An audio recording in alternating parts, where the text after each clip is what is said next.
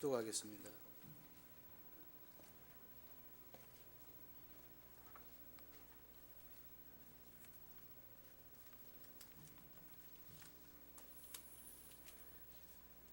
(22절입니다) 사람이 만일 죽을 죄를 범함으로 내가 그를 죽여 나무 위에 달거든 그 시체를 나무 위에 밤새도록 두지 말고 그날에 장사하여 내 하나님 여호와께 기업으로 주신 땅을 더럽히지 말라.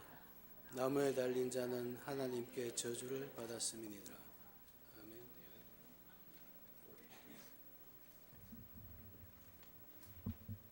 성가대의 찬양으로 하나님께 영광 돌리겠습니다.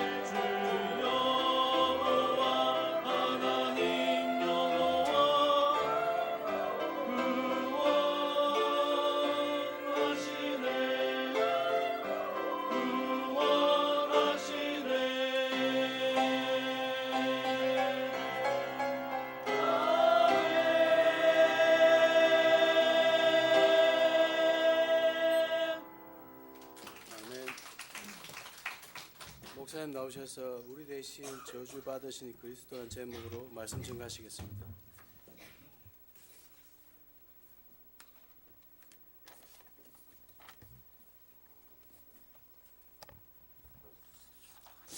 오늘은 세례식이 있는 날입니다.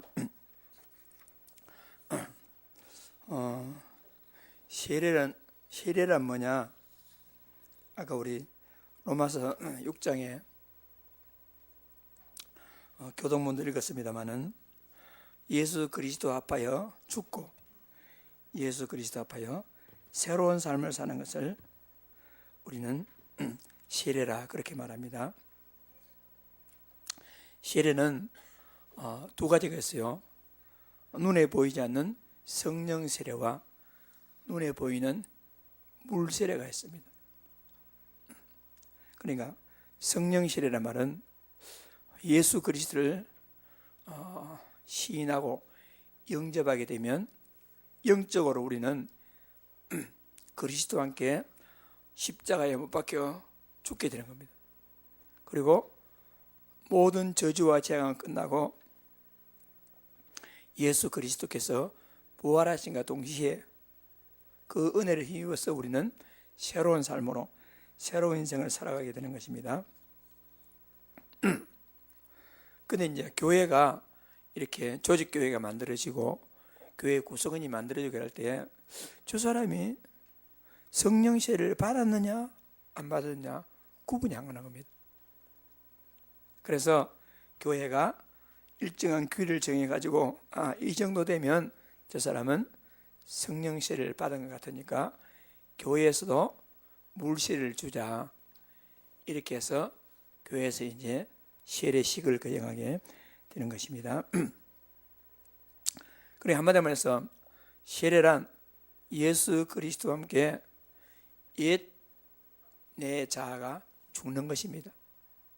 그리고 세례란 예수 그리스도와 함께 새롭게 사는 것을 세례라 이렇게 말합니다. 갈라디아서 2장 10절에 내가 그리스도와 함께 십자가에 못 박혀 죽었나니 그런 적이 이제는 내가 사는 것이 아니요 내 안에 그리스도가 사는 것이라 그것 보고 세례를 합니다. 여러분 예수 그리스도와 함께 옛 자아가 죽고 예수 그리스도와 함께 새 생명을 얻은 여러분들은 세례를 받으셨습니까? 대답스러워 시원찮네요. 여러분 세례 받으셨어요? 우리 잘 묻지 않잖아요. 세례 받았습니까? 그 물으면 좀 뭐라 약간 좀 이상하게 들리고 또 뭐 구원파 비슷하게 이렇게 들릴 것 같아가지고 세례 받았습니까? 잘 안 묻는데 실제로 우리가 서로 한번 확인할 필요가 있어요. 나는 그리스도와 함께 죽고 그리스도와 함께 새로 태어난 예수 그리스도를 영접한 사람인가? 한번 정체성을 확인할 필요가 있어요. 그리고 어떤 그 선교단체 가면 옛날에 제가 갔을 때요, 저보고 대뜸 성령 세례 받았습니까? 묻더라고요. 순간적으로 당황이 되더라고. 그때는 잘 확인이 안 돼, 잘 안 묻는 그런 상태니까. 그래서 우리는 성령 세례란 막 불을 받았다거나 성령 세례란 막 가슴이 막 열이 나가지고 막 어떻게 된다거나 몸이 벙벙 뜬다거나 그건 다 신비주의입니다. 신비주의란 영적인 사실을 육신으로 느끼려고 하는 것이 신비주의입니다. 영적인 것을 육신에 느낄 수가 없어요. 그러나 분명한 것은 영적 사실이 있습니다. 분명한 것은. 그래서 우리는 예수 그리스도가 아니면 도저히 살 수가 없습니다. 그래서 우리의 옛날 자아, 예수 믿기 전에 모든 마귀 종류였던 그런 모든 인생들은요 죽어야 됩니다. 그리고 예수 그리스도와 함께 우리는 새로운 삶을 살아야 하는 것입니다. 여러분은 예수 그리스도를 통해서 세례를 받으셔야 돼요. 그리고 우리는 세례를 받았습니다. 그래서 저 사람이 세례를 받았는가 안 받았는지 잘 모르잖아요. 그래서 교회는 일정한 규례를 정해가지고 이제 교회에서 세례식을 거행하게 되겠습니다. 세례식을 남자 여자가 결혼식을 안 해도 그냥 사는 사람 있잖아요. 그럼 저 사람이 부부인지 뭐 서로 이상한 게 모르잖아요. 결혼식을 통해 가지고 이 두 사람은 이제 부부구나 라고 공포하는 것입니다. 교회에서 하는 세례식도 마찬가지. 교회에서도 하나님과 사람 앞에서 이 사람은 나는 세례교인입니다. 한마디로 영적 결혼식이 세례식입니다. 여러분, 결혼식 하면 굉장히 막 잔치하고 이렇게 막 하잖아요. 세례식은요, 우리의 영적 결혼식이기 때문에 굉장히 중요합니다. 세례식은. 오늘 1부 예배 때 우리 이인범 청년하고 김미애 성도가 세례를 받았습니다. 오늘 2부 예배 때 우리 강정숙 성도하고 또 우리 손성호 렘넌트 그리고 정주찬이는 유아 세례 받아가지고 이제 자기 의지로서 신앙을 고백하는 그 입교식이 있겠습니다. 어쨌든 오늘 세례 받는 분, 이미 세례 받은 분들은 딱 그 확인해야 됩니다. 나는 그리스도와 함께 십자가에 못 박혀서 죽었다.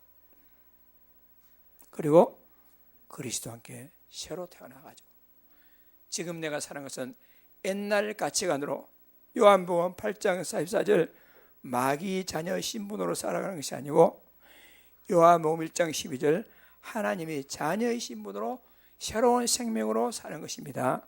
하는 걸 확인하는 세례식의 날이 되기를 주의 이름으로 축복합니다. 오늘 신명기 21장 읽었습니다. 신명기 21장은 이스라엘 백성들이 가나안 땅에 들어가서 살아가는 동안에 발생하는 여러 가지 일들에 대해서 잘 처리하기 위한 하나의 규례, 법률이 되겠어요. 이스라엘 백성들에게. 그래서 우리가 성경 공부하는 것도 아니고 일일이 이렇게 하나하나 짚어볼 수 없기 때문에 제일 마지막 구절 22절 23절을 중심으로 해서 오늘은 우리 대신 저주를 받으신 예수 그리스도, 이런 제목으로 잠깐 하나님 말씀을 나누고자 합니다. 그 아까 우리 마지막에 제일 22절 23절 읽었듯이 사람이 만일 죽을 죄를 범함으로 그러면 그를 죽여서 가장 악한 형벌을 받는 사람이 나무에 달아 죽였습니다. 유대인들의 법에 의해서 하나님이 그렇게 만들었거든요. 그러니까 형벌 가운데 최악의 형벌이 뭐냐? 나무에 달아서 죽이는 겁니다. 그러니까 그것도 오래 달아두지 말고 해가 지기 전에 빨리 시체를 치워냈어요. 그거는 하늘에서도 버림받고 땅에서도 버림받았다, 그런 의미가 되겠습니다. 그러면 이런 법이 누구에게 의해서 정확하게 성취됐냐? 여러분과 제가 사실은요, 살인 행위는 안 했지만은 실제로요, 살인한 것보다도 더 악한 일을 한 사람이 저와 여러분입니다. 여러분 모르겠지만 저는 그래요. 이 죄가. 그러니까 세상 죄는요, 감옥에 가서 죄를 살면 해결돼요. 그런데 우리가요, 하나님을 배반하고 하나님을 떠나서 하나님을 모르는 죄는요, 감옥 가도 해결 안 돼요. 마음으로 짓는 죄는요, 눈에 보이는 죄보다도 더 큰 죄란 말입니다. 그럼 예수님께서요, 형제를 보고 욕을 하는 것도 지옥형벌을 받아야 된다 했어요. 여러분, 욕 한 번 안 해본 사람 있습니까? 이런 가운데 욕 한 번 안 해본 사람 있어요? 와, 그럼 대단한데 진짜. 밥 먹듯이 욕을 하는데 요즘 뭐랄까, 렘넌트들은 입에 욕이 안 들어가면 말이 안 돼. 그 정도인데, 어쨌든 우리는 신명기 21장 22절 23절에 가장 악한 형벌을 받을 자가 그렇게 중데, 영적으로는 우리가 다 그런 형벌을 받아야 된단 말입니다. 그런데 내가 그런 형벌을 받았다면 그래 뭐 당연하지. 강도나 진짜 살인죄를 지은 사람 그렇게 하면 당연히 할 건데, 여러분, 아무 죄가 없으면서, 그것도 하나님이면서 어떤 분이 나무에 달렸어요. 그래서 그 성경 기록 전에 갈라디아서 3장 13절 주부에도 기록되어 있죠. 같이 읽어볼까요? 그리스도께서 우리를 위하여 저주를 받아마 되사 율법의 저주에서 우리를 속량하였으니 기록된 바 나무에 달린 자마다 저주 아래 있는 자라 하였음이라. 나무에 달린 자마다. 그 예수님은 그냥 뭐 참수행 체증하여 교수의 체증 같은 게 아니고요. 나무에 달려서. 왜 그렇습니까? 우리가 당해야 할 모든 저주를 우리 주 그리스도께서 가장 악한 악형을 받은 악한 죄인이 받아 죽을 그런 모습으로 예수님은 죽으시다 그 말입니다. 그냥 뭐 교수행 쳐도 될 것인데. 그래서 예수님은 하늘에서도 버림받고 땅에서도 버림받고 완전히 버림받았어요. 누구 때문에? 내가 하늘에서 버림받고 내가 저 땅에서 버림받아도 그래도 해결 안 되는 나의 죄를 위해서 우리 주 예수님은 그런 모든 저주를 다 받은 것이란 말이에요.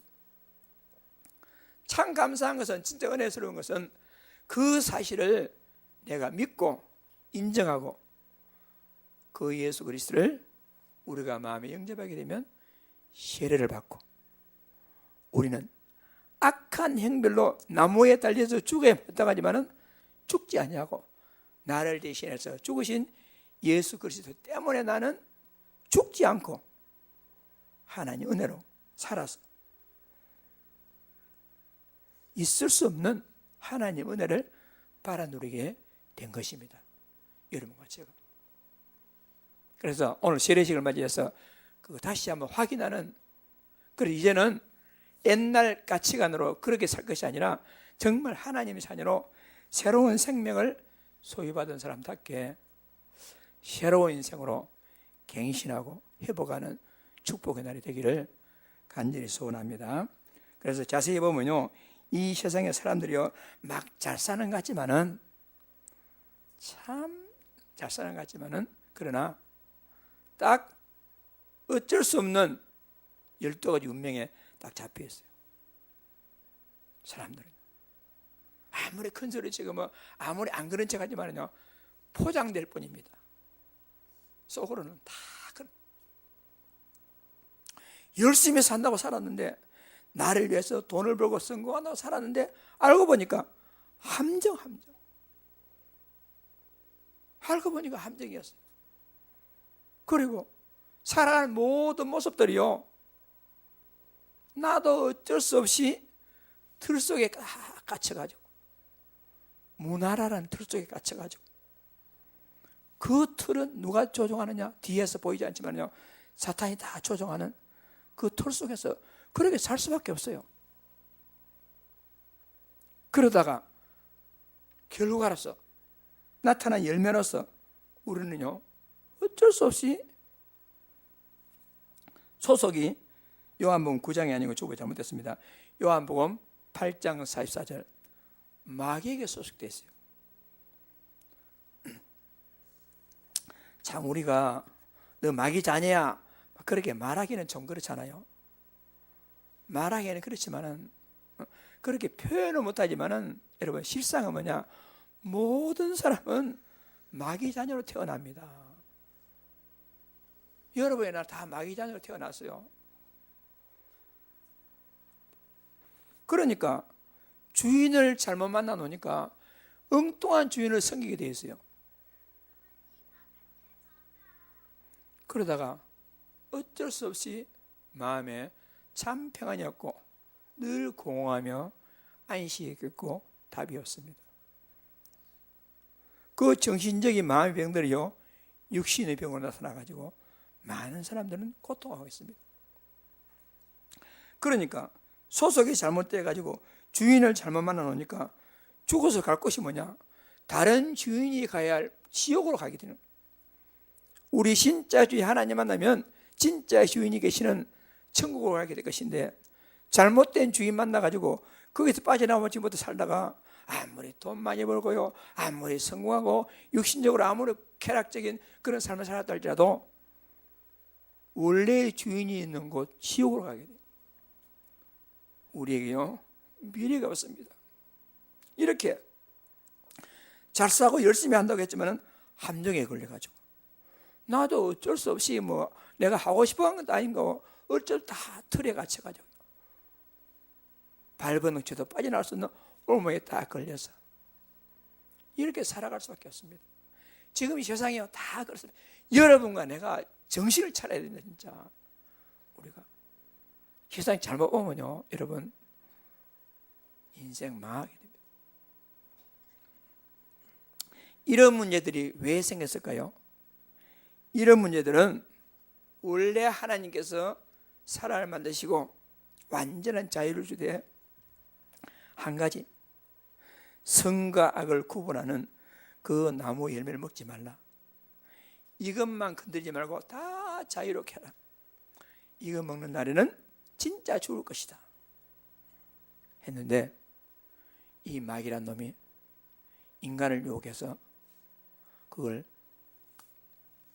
따먹고 침범해가지고 그만 하나님 관계가 단절됐습니다. 그래서 성경이 뭐라 말하죠? 그거 따먹었는데 그 일을 위해서 모든 사람이 죄를 범하였으며 그러니까 내가 짓지않은 죄 우리 아담 할아버지 때문에 내가 죄 있는 겁니다. 여러분에게만 저주와 재앙은 여러분의 잘못이 아니고 조상 때부터 그 위에 올라가가지고 아담과 하와 할머니 할아버지의 죄값이 우리에게 미치고 있는 겁니다. 그래서 죄의 결과는 모든 사람의 죄를 범했으며 죄의 삭은 사망이라. 나무에 달린 자마다 저주받았다. 모든 사람이 그런 저주 가운데 빠질 수밖에 없는 것입니다. 살아있다는 것은 뭐냐? 레위기서 17장 11절에 육체의 생명은 피에 있습니다. 반대 죽음은 뭐냐? 피 흘림이 없으면 사함이 없느니라. 피를 흘려서 내가 내 피를 흘려가지고 내가 죽어도 해결 안 되는 이 문제가 죽음에는요 답이 없는 것입니다. 그래서 우리 인간은 저주받아서 나무에 달려서 이제 끝나는 것이 당연한 겁니다. 그런데 하나님께서는 사랑의 하나님이기 때문에 하나님 떠난 인간을 구원하시기 위해서 인간이 범죄하자마자 곧바로 여자의 우선은 내 머리를 상하게 할 것이요 여자의 우선으로 오실 예수 그리스도 그분은 마귀 머리를 박살낼 것이요 그를 통해서 모든 인류 구원하시겠다는 계획을 세우셨습니다. 그래서 구약 곳곳에 수천 동안 곳곳에 이런 모습으로 오실 것이다 라고 보여주었어요. 아담과 하와가 벌거벗고 부끄러워하니까 가죽옷을 지어 입혔어요. 짐승을 죽여서 피 흘려가지고 가죽옷을 만들어 입혔어요.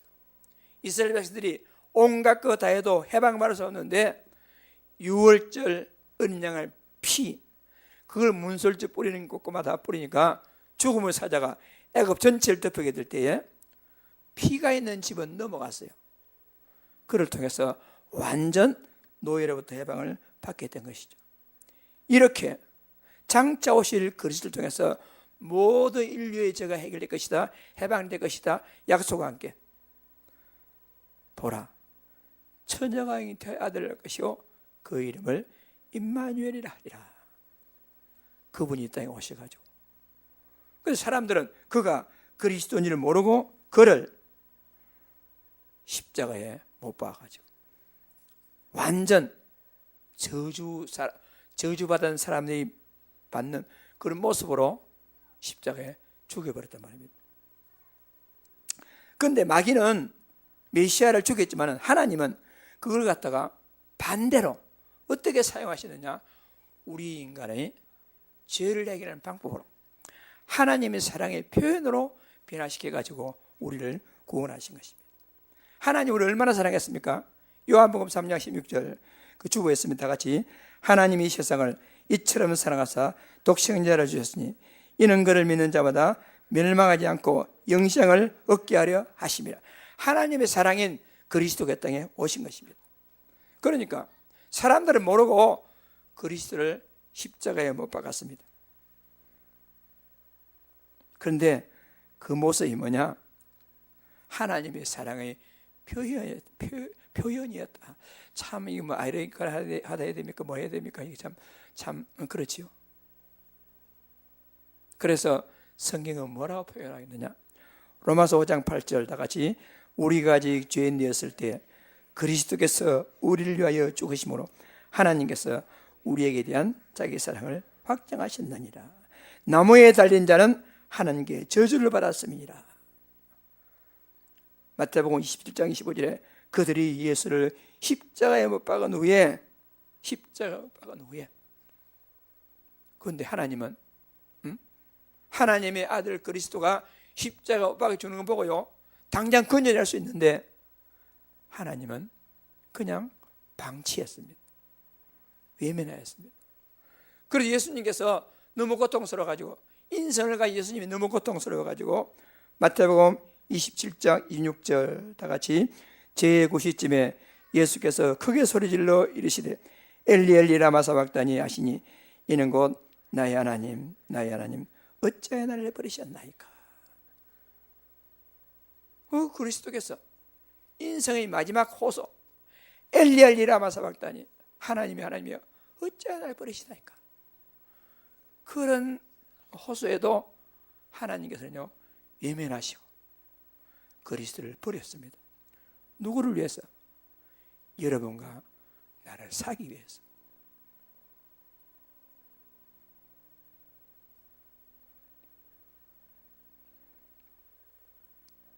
그리스도께서 우리 저주를 대신 받으시고 하나님부터 버림받고 땅으로도 버림받고 우리가 버림받고 우리가 저주받아야 될 것인데 모든 저주를 그리스도가 다 담당하시게 된 겁니다. 그러면서 마지막에 다 이루었다. 다 이루었다. 이 세상의 모든 문제가 그리스도께서 버림받고 저주받으심으로 다 끝냈다고 우리 그리스도께서 마지막으로 선언했습니다. 예수 그리스도 십자가 사건을 통해서 우리 모든 문제가 다 끝난 줄을 믿으시길 바랍니다. 그걸로 끝났다면 마귀가 승리할지도 몰라요. 그런데 끝난 것이 아니라 그리스도께서 죽으신 지 4일 만에 부활하셨습니다. 할렐루야. 부활했다. 그리스도께서 십자가로서 하나님의 은혜를 다 이루시고 부활했어요. 2000년 전에 부활해가지고 그때 그곳에 계셨다면 우리는 못 만나겠죠. 근데 그분은 하늘로 올라가시고 살아계신 성령으로 이 땅에 오셔가지고 시대와 공간을 초월해서 누구든지 이 사실을 믿고 인정하고 하나님이신 예수 그리스도를 마음에 영접하게 되면 그리스도의 고난과 그리스도의 십자가 그리고 부활한 사건이 나의 그리스도로 나의 하나님으로 내게 고스란히 그대로 성취되게 되는 것입니다. 이 사실이 나에게 여러분에게 우리에게 성취되었습니다. 한마디로 하나님 은혜가 나에게 여러분에게 임하게 된 것입니다. 에베소 2장 4, 5절 다 같이 긍휼이 풍성하신 하나님이 우리를 사랑하신 그 큰 사랑을 인하여 허물로 죽은 우리를 그리스도와 함께 살리셨고 너희는 은혜로 구원을 받은 것이라. 여러분 이 사실을요 똑똑한 사람, 머리 좋은 사람, 많이 배운 사람 믿을 것 같지만은요 안 믿어요. 그렇다면 못 배우고 가난하고 정말 도움이 필요한 사람 믿느냐? 안 믿어요. 저 사람 진짜 예수 믿어야 되겠는데 안 믿어요.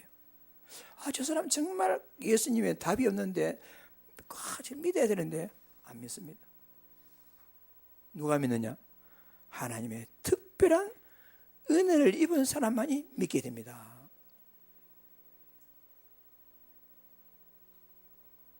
오늘 교회 오시면서 또 교회 가야 되나 아마 갈까 말까 갈등하다 오신 분도 있고 뭐 이거 어떻게 해야 되나 이런 분도 있지만은 여러분 오고 싶은 게 아닙니다.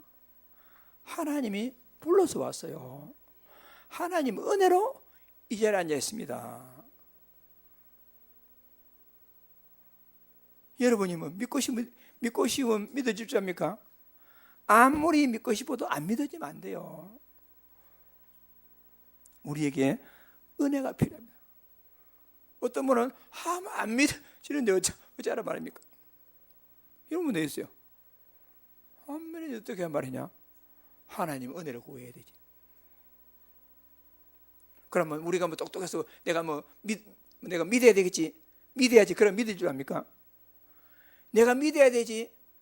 안 믿어집니다. 아무리 내가 연구하고 공부하고 한다 할지라도 이런 사실이죠. 안 믿어지게 되었어요. 하나님 은혜가 나에게 임해야 됩니다. 여러분에게 은혜가 임해야 돼요. 그렇다면 어떻게 되겠습니까? 하나님 나에게 은혜를 주십시오. 이렇게 해야 돼요. 오늘 세례 받으시는 분들 하나님 은혜가 여러분에게 임한 겁니다. 은혜가. 제가 요즘 들어 깊이 한번 묵상해보고 오늘 아침에도 제가 가만히 한번 살아온 날들과 요즘과 가만히 한번 하나님 앞에서 내 영혼을 두고 묵상해 보니까 정말 하나님 은혜였구나. 고비고비마다 하나님 은혜가 아니었다면 오늘의 내가 있을 수 있겠느냐. 나 같은 인간이 진짜 하나님 은혜가 아니면 목사가 될 수 있겠느냐.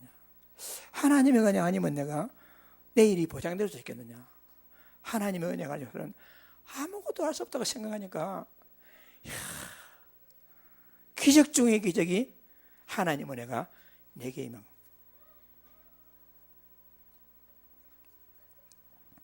하나님께서 독생자 예수 그리스도를 이 땅에 보내신 것보다 더 기적이 뭐냐? 내게 하나님 은혜가 임한 것입니다. 내게, 우리에게. 그래서 우리는 뭐 하면 되느냐? 믿으면 됩니다. 믿으면 됩니다. 여러분, 믿으시면 됩니다. 우리는요, 개나 소나 돼지나 그런 게 아닙니다. 자유, 죄를 지을 수 있는 자유, 죄를 안 지을 수 있는 자유, 예수 그리스도를 영접할 수 있는 자유, 거부할 수 있는 자유. 여러분, 그래서 사람들 하필이면 그 자유를 갖다가 하나님을 대적한 데 쓰는 사람이 있어요. 하필이면 할 것 가운데 끝까지 하나님의 불신앙한 데 쓰는 사람이 있어요. 그렇게 그 자유를 누리지 마시고 너희가 그 은혜를 인하여 믿음으로 말미암아 구원을 받았으니 이것은 너희에게서 난 것이 아니요 하나님의 선물이라. 하나님의 선물인 구원을 받아들이시기 바랍니다. 믿으시기 바랍니다. 복잡하게 생각하지 말고 믿으시기 바랍니다. 그렇다면 여러분이 한번 붙잡은 언약은 영원한 언약이 됩니다. 영원한 언약입니다. 이 축복으로 여러분 오늘 세례식, 나는 세례 받았는가 한번 생각해 보시고, 나는 진정한 세례 교인인가 한번 생각해 보시고, 이 축복을 마음껏 누리심으로 외부로부터 행복이 아니라 내적으로 오는 하나님의 은혜의 행복을 잘 체험하는 축복의 날이 되기를 주의 이름으로 축복합니다. 하나님의 언약은요, 복음은 하늘에서도 완성되었고 땅에서도 완성되었고 내게도 여러분에게도 완성되었습니다. 복음은 부족하지 않습니다. 복음은 완전하며 충분하며 모든 것입니다. 내가 완성되었는데 내가 모르고 못 누리고 못 전할 뿐이지. 그래서 우리는 뭐 하면 되느냐? 이미 나에게 성취된 이 복음을 잘 누릴 수 있도록 속지 말아요. 주로 마귀는요, 육신적인 문제를 가지고 우리를 속입니다. 여러분, 육신 문제 가지고 속지 말기를 바랍니다. 속지 마세요. 아무리 누가 뭐라 한다 할지라도 하나님은 살아계시고 예수님은 그리스도시고 여러분은 하나님의 자녀라 말합니다. 세상 육신적인 것들이 여러분을 책임지는 게 아니고 부모나 자식이나 이런 것들이 여러분 이런 분들이 이런 것들이 여러분들이 여러분 책임지는 게 아니고 여러분 하나님이 여러분을 책임집니다. 속지 마시기 바랍니다. 그래서 안 속기 위해서 우리는 어떻게 하느냐? 말씀의 흐름을 따라서 집중 속으로 들어가야 돼요. 우리가 지금 오늘부터 치유 서밋 집중학교를 하는 이유가 뭐냐? 속지 말고 제대로 한번 하나님의 축복 누리며 살아보자는 겁니다. 나중에 말씀드리겠지만 우리가요, 치유 서밋 집중 학교입니다. 학교는 뭐지요? 공부하는 겁니다. 그래서 일주일에 한 번 나오지만 사실은요 8주 동안 공부하는 겁니다. 그래서 오늘 참석하시 보면 나중에 말씀드리겠습니다만은 일주일이 더 중요합니다. 그래서 숙제를 많이 내줍니다. 학교니까 숙제 내주면 가지고 일주일 동안 그대로 하셔야만이 8주 동안에 졸업할 수가 있습니다. 패스 못하면 졸업이 안 됩니다. 그러니까 그냥 앉았으면 되겠지? 아닙니다. 이번 치유 집중학교, 서밋 집중학교는 여러분 마음 담고 8주 동안 우리가 잘 말씀의 흐름 따라서 집중소 들어가서 그동안 잘못 각인된 뿌리, 체질 완전히 갱신하고 그리스도 하나님 나라 성령 충만 비밀을 통해서 새롭게 새 사람이 되어서 하나님의 놀라운 축복을 마음껏 누리는 전도자의 축복을 잘 누리시고 육신 시스템이 아니라 하나님과 영적 시스템을 확고하게 딱 갖춰가지고 어떤 경우에도 흔들리지 아니하고 주님 오시는 그날까지 하나님이 함께 하시는 전도자의 축복된 삶으로 영광 돌리는 새로운 인생들이 다 되시기를 주의 이름으로 축복합니다. 그동안 뭐 어떤 기회가 돼가지고 그 치유 서밋 집중학교에 신청하지 못한 분들은 오늘이라도 신청하셔가지고 오후부터 참석해 보세요. 정말 여러분 담임 목사가 기도하는 가운데 몇 주 동안 준비한 겁니다. 기도하는 가운데. 그래서 여러분들이 마음 담고 같이 한번 동참해가지고 한번 영적 완전 갱신하는 축복된 기회로 응답받으시기를 주의 이름으로 축복합니다. 앞신 기도하겠습니다. 살아계신 하나님 아버지, 은혜와 사랑을 진심으로 감사드립니다. 우리가 완전 저주받고 지옥 형벌을 받아야 될 것이지만 우리 주 그리스도께서 나무에 달리심으로 모든 저주를 대리받으시고 우리는 새로운 인생을 살아갈 수 있도록 하나님 은혜 주셔서 진심으로 감사드립니다. 하나님 아버지, 이제 우리는 이 성취된 언약을 나의 것으로 누리고 은혜 속에서 새로운 인생을 살아갈 수 있도록 세례 교인으로서 올바른 응답받아 살아갈 수 있도록 하나님 은혜를 베풀어 주옵소서. 주 예수 그리스도 이름으로 간절히 기도드립니다.